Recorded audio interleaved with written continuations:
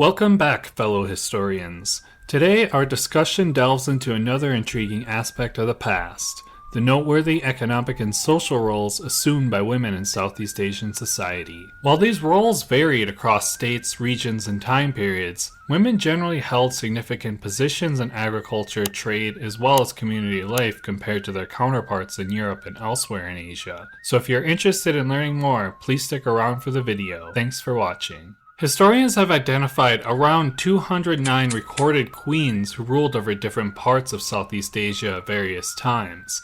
Among them, the majority totaling 105 came from South Sulawesi in present-day Indonesia, while East and West Timor had a combined total of 63 queens. Notably, in both Sulawesi and Timor, cultural traditions associated with noble lineages allowed daughters to ascend to positions of leadership, even when male candidates were present. In addition to these ruling queens, the rest of the Malay archipelago located in Southeast Asia saw the presence of other female rulers.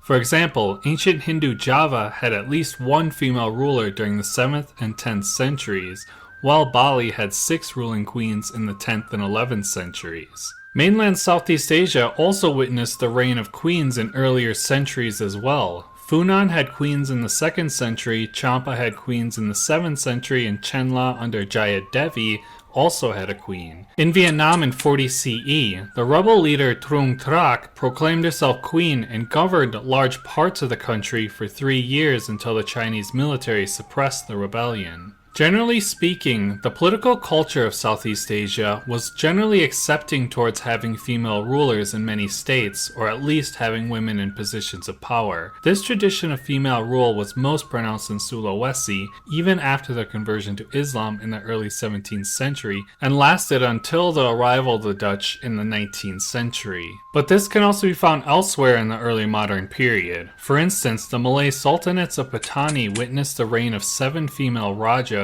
for a significant portion of the period between 1584 and 1718. In Aceh, located in northern Sumatra, 4 consecutive sultanahs ruled between 1641 and 1699. However, in Aceh, where Islam held significant influence and connections with the broader Islamic world were most pronounced, local Islamic leaders never considered female rule to be fully legitimate. Taj al-Alam, the longest reigning sultanah among the 4, sought to establish herself as the righteous pious ruler by promoting Islamic scholarship and worship. Nonetheless, she faced opposition. In fact, the last queen of Aceh in the year 1699, Kalamat Sa, abdicated her position after opponents obtained a letter described as a fatwa from the Middle East, which declared female leadership to be against Islam. Following the 17th century, female rule became less common, and few women formally ascended to power in any state in the region, especially after the mid-18th century. However, from ancient times to the early modern period, queens ruling in their own right occurred more regularly across Southeast Asia than other parts of Asia. Historian Anthony Reid proposed a connection between the mercantile orientation of city-states in Southeast Asia and the prevalence of female rule from the 15th to the late 17th centuries. According to Reid, female rule often coincided with periods of commercial expansion, economic prosperity, and relatively peaceful conditions for these states. The promotion of female rule was attributed to the perceived skills of women in trade and negotiation. Men, on the other hand, were expected to prioritize matters of status and honor on the battlefield and to be extravagant with their wealth. Reid argues that it was the business of women to understand market forces, negotiate tough deals, and preserve their capital. In general, women rulers fulfilled these expectations. Reid's argument has gained widespread acceptance among scholars as an explanation for the relatively high occurrence of female sovereignty in Southeast Asia. However, one notable issue with this perception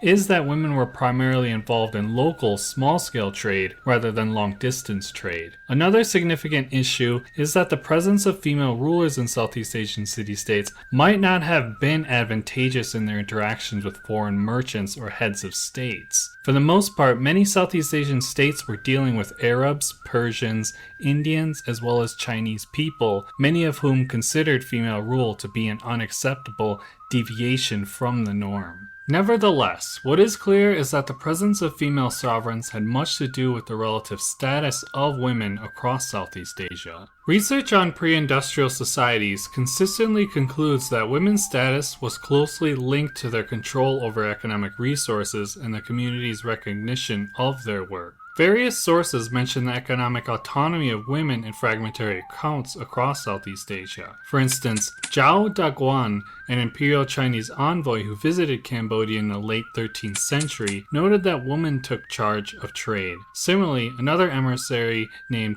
Husin Lo visited Thailand and remarked that most men entrusted all transactions, regardless of scale, to their wives. In Southeast Asia as well, the prevalent agricultural practices involved a greater reliance on digging sticks rather than plows, and the maintenance of large animal herds was uncommon. Some theories suggest that the prominence of rice as a staple crop played a role in upholding women's societal positions. This pattern in Southeast Asia is similar to findings in China, where women's labor was more significant in rice-growing regions compared to areas producing wheat. Southeast Asia exhibited a comparable trend due to its relatively low population, which necessitated women's involvement in crucial tasks like planting, weeding, and harvesting. However, it is important to note that female involvement in agricultural activities alone does not indicate a distinct pattern unique to Southeast Asia.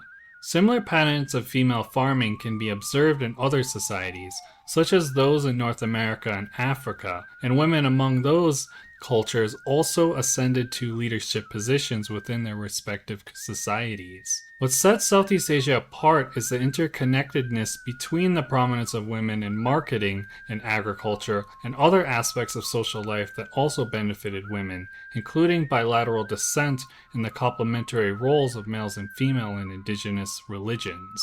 Southeast Asian women's economic significance extended beyond agriculture. They were active participants in local and small-scale markets, engaging in trade and marketing activities. Scholars have noted that women's involvement in trade was particularly prominent in countries like Thailand, the Philippines, Burma, and Cambodia. They contributed to the economic vitality of their communities, negotiating, buying, and selling goods.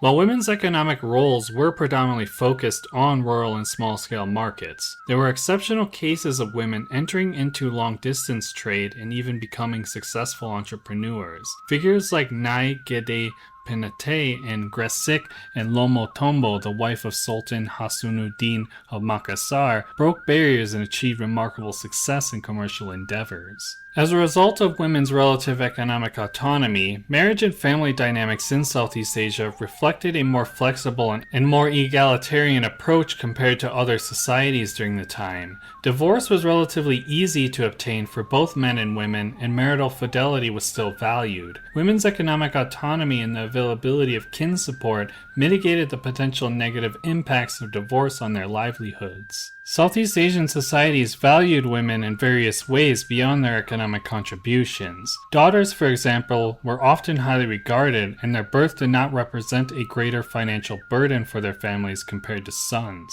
Women's participation in religious and spiritual practices also gave them distinct social significance. The prevalent marriage pattern in the region was monogamy, with divorce being relatively easy for both parties involved.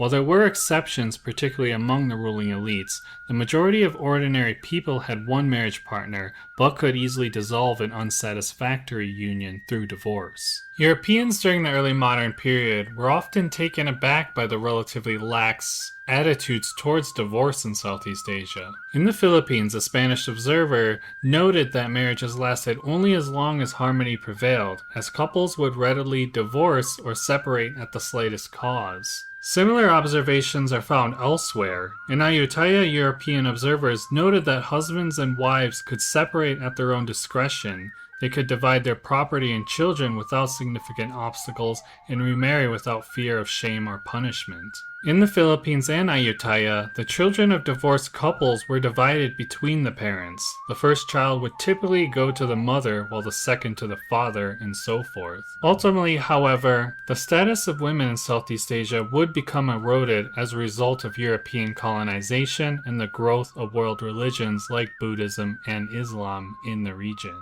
For instance, European colonists tended to favor conducting commercial transactions with other men, and more regularly hired men to work on plantations for cash crop cultivation. As well, colonial governments more often appointed and installed male officials within local governments, undermining the role of women who once played significant roles in rural communities. European colonization had a significant impact on Southeast Asian societies, including shifts in gender dynamics. As colonial powers exerted control, traditional practices and social structures were disrupted, which in turn affected women's economic and social roles. However, many elements of women's autonomy and economic importance do persist even into the present.